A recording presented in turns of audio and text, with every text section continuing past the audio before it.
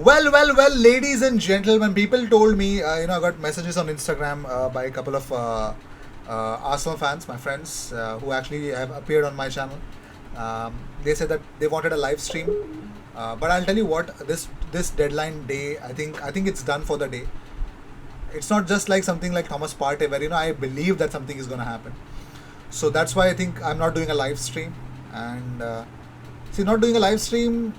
I just, this time last year, it was an amazing transfer window that I covered. I loved it. Lots of setbacks to the channel, but still, it was one of the best transfer news coverage that I've ever done. Ever done. I actually felt how Fabrizio feels, even though he actually follows some club, whatever it is. But yes, it is really it is a sort of a privilege that I have given to myself, and I felt it's really good this time around. I don't have that much kind of confidence in the transfer window that Arsenal can pull off a miracle or rather another signing. But more importantly, let's be happy with what we have right now, because according to Sammy Mokbel, Ainsley Maitland-Niles has held clear the air talks with Mikel Arteta. He's staying at Arsenal and has been assured that he's part of Arteta's plans this season. Well, apparently, I think he was supposed to have a meeting with Edu and Arteta, and more importantly, I think I read reports wherein though Edu and Arteta were not happy with him because he went public, he went into these Instagram stories and said, I just want to be happy, let me go. That's not going to happen. So Ainsley um, is not going anywhere, and more importantly, that's really good because he's going to get to play as a wing back, as a right back, and more importantly as a midfielder for Arsenal in the upcoming season. Even though I think there were reports that were coming out that Ainsley Maitland-Niles is fine to play as a right back. And talking about right backs, let's talk about him. Takehiro Tomiyasu is here, ladies and gentlemen. Arsenal pressed the panic button because Hector Bellerin was leaving, and it was really sure, but they were not sure about Ainsley Maitland-Niles, and that's why they just pulled the plug in Takehiro Tomiyasu. They were wanting to sign him. Here, Arsenal and Tottenham had really went for it, but Tottenham thought, you know what, we can't get Takehiro, and there were reports that he rejected Tottenham as well. So they went all out for Emerson. Not gonna lie, Emerson is a really good signing for them. But more importantly, Takehiro Tomiyasu, what does he bring to the table for Arsenal, will be discussed in this episode as well. Courtesy Adam Ray Woj, who's really fantastic with his stats, would want to bring him to the channel once, I'm pretty much sure. But more importantly, final fee will be less than 20 million euros according to Fabrizio Romano. Deal agreed, medical done at Bologna, and it's almost done. Gianluca Di Marzio was happy that Takehiro Tomiyasu, 4-year deal with a year that he can extend, so that he could be staying at Arsenal for 5 years. But more importantly, Arias Utsada has recently shared why Martin Odegaard chose to sign at Arsenal. This is what Odegaard had to say about it. He says, I wanted stability, I wanted to settle down somewhere with a lot of good players who want to establish the club back in the top with a good manager. That's why I think Arsenal is pretty perfect for me. I don't get it. If like I mean, Arteta phobics, people who still support Arteta call as Arteta sexuals. So Arteta phobics, I would want to call the ones who really don't want him to stay. It's just a funny name that people want to give me, and I want to give them back. So why do these players believe in Arteta? Like, how are they Arteta in? Why is Roy Keane Arteta in for? Damn it, I don't get it. Why? But okay. But more importantly, talking about Bruno Guimaraes and all Hosam Aouar deals. Well, there were also rumors right now that are still flying that Real Madrid are the club that have inquired and they are ready to pay 30 to 35 million for Hosam Aouar. I don't think so. Real Madrid are stupid to pay that much, because he has just 1 year left in his contract. Why would anyone would want to even think of paying that much to Lyon, one of the most greediest club? If anyone would want to pay 35 million, I mean, they would even pay for his flight, Lyon. So I don't think so. That's real. Real Madrid won't be paying that much, and they have got a wealth of midfielders. This is as fake as any girl's makeup, or yeah, plastic surgery maybe. But okay. And also there were rumors that Bruno Guimaraes to Arsenal. BS, man, BS. And most importantly, let's just share. Wait. Let me just share with you one more done deal of the day, and yep, it is a little bit. Of course, well deserved. Reece Nelson has joined Feyenoord on loan, no option to buy, and I think he's extended his deal with Arsenal and then he's moved on there, and that's the beauty. Reece Nelson stays, and that's how it is going to be. And also OH Leuven close to completing loan signing of Alex Runarsson, down to paperwork on a deal broken by Mike McGrath. 26-year-old contracted at Arsenal until 2024. Belgian side Leuven, the sister club of Leicester, has signed him on loan. That's the beauty of it. And also Real Betis have reached an agreement with Arsenal to sign Hector Bellerin on loan.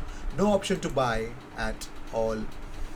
And talking about more different stuffs, I mean, there are lots of reasons why Real Betis deal could not work for Hector Bellerin, but let's see if that's true or not. Yeah, let's talk about Takehiro Tomiyasu, man. Well, let's talk about his stats because that's what should be talking about. We don't know much about him.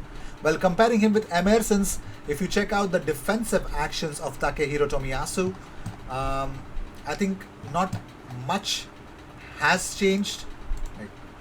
If you can see defensive actions, it's much better. Tomiyasu versus Emerson, and more importantly, his game against where are we heading? Like, what are we doing?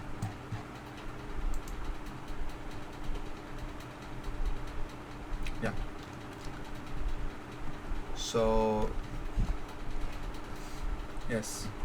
So Tomiyasu with a focus more on defense and ball progression. I think that's more in terms of stats for Takehiro Tomiyasu. That's what he's going to bring in as a right back. Now the big question is a right back but he can play as one of the three centre backs. Yeah, and this is his game against Juventus.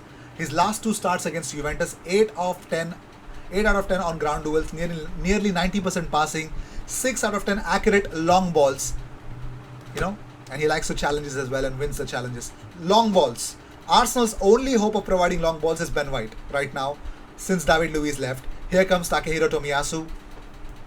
Long balls, 2 long ball specialists now. So that's what it is about Takehiro Tomiyasu. Or if you want me to stress exactly what exactly he can bring to the table, Tomiyasu versus Arsenal's right backs. Now, Adam says, I've seen my previous chart making the rounds today. Takehiro ranked a little lower than the likes of Emerson and Babu. When I did my study, because he was dragged down by his offensive numbers, I wondered aloud whether it was because of the time split at centre back. You know, his offensive actions are not that good, but defensive actions, that's why you want to buy him, and that's probably why Arsenal have bought him as well.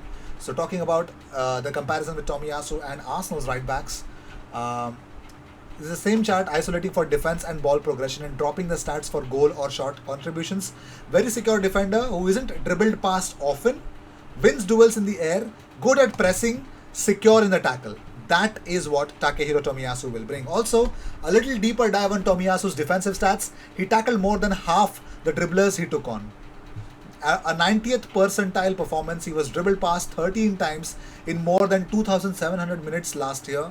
Bellerin was dribbled past 29 times in 2,100 minutes. Cedric 16 times in 746 minutes. Okay. More, he won 56% of his duels last year. That's a huge jump from any of Arsenal's 3.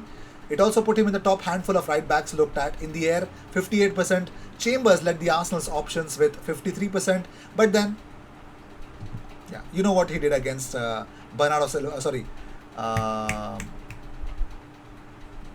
The header by Gundogan. So by Tomiyasu's 94 tackles plus interceptions last year would have led Arsenal last season, although a couple of midfielders beat him in the per 90 stat. He had 82 the year before, so he's not faking it. Also, if you can check out Takehiro Tomiyasu's season heat map, what does he contribute to an attack?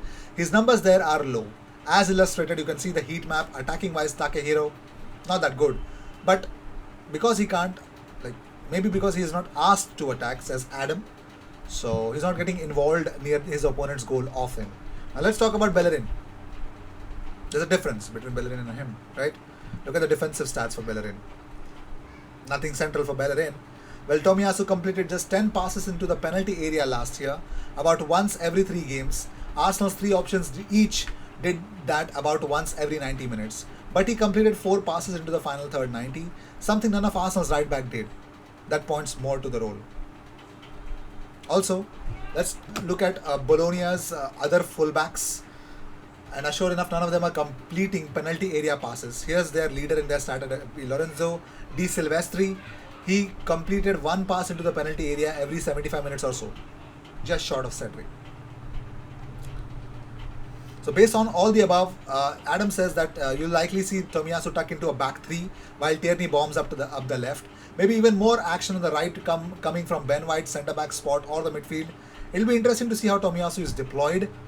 Another stat, he says that Tomiyasu completed 52% of his long balls last season. 52% of his long balls!